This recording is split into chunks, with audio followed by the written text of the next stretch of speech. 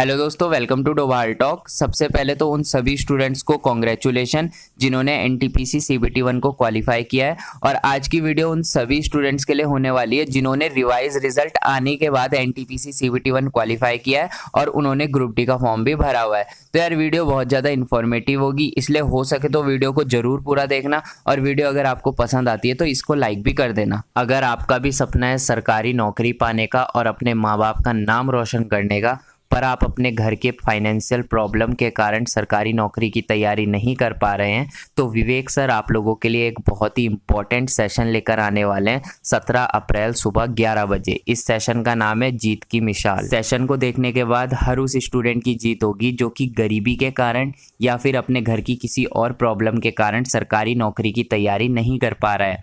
आप इंडिया के किसी भी सरकारी नौकरी की तैयारी करते हो या फिर किसी भी सरकारी नौकरी की तैयारी करना चाहते हो, ये सेशन आपके लिए बहुत ही ज़्यादा इंपॉर्टेंट है।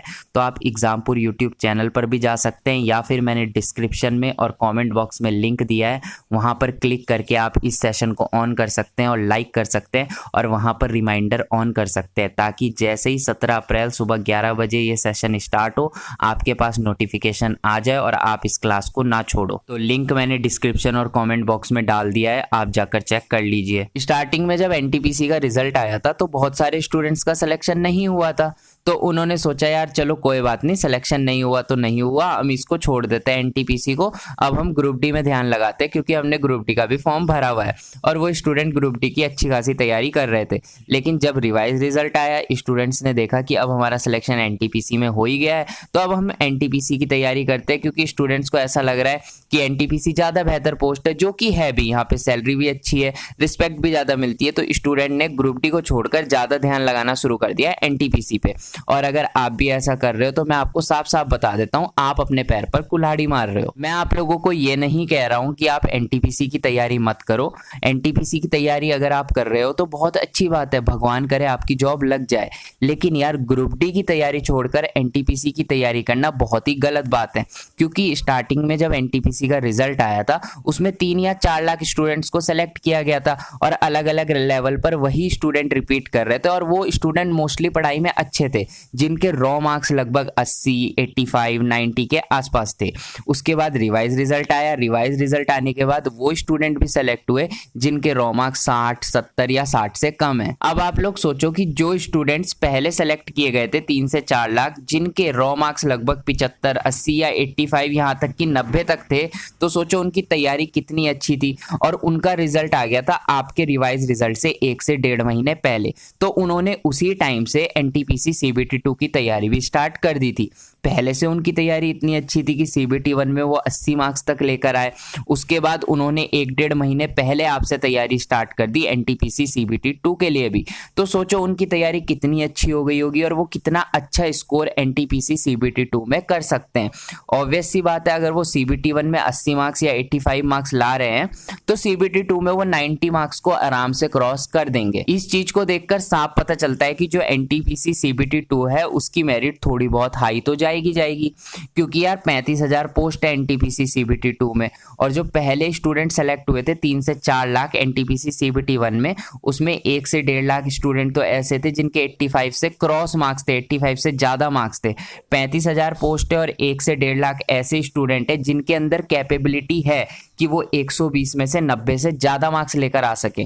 तो ये चीज साफ बताती है कि वो आराम से 90 से ज्यादा मार्क्स वहां लेकर आ सकते हैं और कट ऑफ को हाई कर सकते हैं। और जिनका सिलेक्शन बाद में रिवाइज रिजल्ट के बाद हुआ है, जिनके रॉ मार्क्स 60, 65 है, नॉर्मलाइज होके 80, 85 पे पहुंच के सिलेक्शन हुआ है, उनको बहुत ज्यादा मेहनत करनी पड़ेगी इस टाइम पर। क्योंकि अगर आप एनटीपीसी सीबीटी 2 में 90 से कम मार्क्स लेकर आओगे तो शायद वहां पर आपका सिलेक्शन ना हो, और हो भी जाए तो हो सकता है आपको अपने मनपसंद की पोस्ट ना मिले। इसलिए मैं आप लोगों को कह रहा हूं कि आप एनटीपीसी पे तो ध्यान दो, जरूर दो, क्योंकि आपने फॉर्म भरा है, सीबीटी 1 को क्वालिफाई किया है, तो जरूरत है कि आपको सीबीटी 2 के लिए भी पढ़ना चाहिए। लेकिन यार आप ग्रुप डी को मत छोड़ो। ग्रुप डी एक ऐसा मौका है, गोल्डन अपॉर्चुनिटी है आपके हाथ में। ऐसा मौका स्टूडेंट्स को ना तो पहले मिला है और मुझे लगता है आने वाले 5-6 साल तक शायद दोबारा नहीं मिलेगा।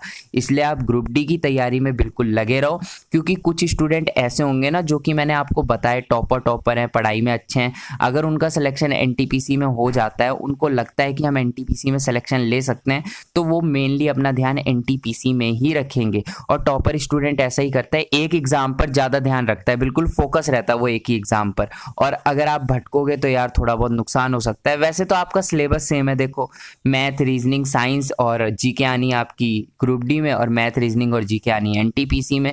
तो आप एनटीपीसी की तैयारी करते रहो, अच्छी बात है। मैथ, रीजनिंग और जीके अगर आप एनटीपीसी लेवल तक की पढ़ लोगे तो ग्रुप डी में आपके बहुत हेल्प होगी। ग्रुप डी का एग्जाम तो आप वैसे भी क्वालिफाई करोगे, लेकिन साथ साथ में ना आप साइंस पे भी ध्यान रखो, क्योंकि ग्रुप डी के एग्जाम में एक साइंस एक्स्ट्रा आ जाती है। तो मेरे कहने का मतलब सिर्फ इतना सा है कि ये चीज़ देखकर कि एनटीपीसी अच्छी पोस्ट है, सैलरी ज़्यादा है, रिस्पेक्ट ज़्यादा है, इस टाइम पर ग्रुप डी के एग्जाम को छोड़कर एनटीपीसी के एग्जाम पर मत चले जाना। मैं तो आपको ये सलाह दूंगा कि एनटीपीसी और ग्रुप डी दोनों पे ध्यान रखो, क्योंकि आपके पास दो मौके हो जाएंगे। एक तो आप एनटीपीसी के 2-3 लेवल पर क्वालिफाई किए होंगे, लेवल 2, लेवल 3, लेवल 4, जितने भी लेवल पे आपने क्वालिफाई किया होगा, साथ में आप पे ग्रुप डी का भी एग्जाम है। तो आप सोचो, एक तो आप 2 से 3 एनटीपीसी के सीबीटी 2 दे दोगे और एक ग्रुप डी का भी एग्जाम दे दोगे। अगर आप 3 से 4 एग्जाम दे दोगे तो कहीं ना कहीं तो आपकी किस्मत और आपकी मेहनत आपका साथ देगी, फिर आपका सिलेक्शन क्यों नहीं होगा। तो बात सीधी सी है, एनटीपीसी सीबीटी 2 की तैयारी करनी है, लेकिन ग्रुप डी को छोड़कर नहीं करनी, और बिल्कुल भी ग्रुप डी को अपने हाथ से नहीं छोड़ना है। यहाँ पे मौका अच्छा है, यहाँ पे कट ऑफ ज़्यादा नहीं जाएगी, 70-80 पे आराम से सिलेक्शन होगा, वो भी नॉर्मलाइजेशन होने के बाद। परसेंटाइल बेस्ड नॉर्मलाइजेशन है, बट नॉर्मलाइजेशन तो है। तो मेहनत करो, ग्रुप डी पे पूरा ध्यान रखो। मिलते हैं अपनी नेक्स्ट वीडियो में, तब तक के लिए बाय।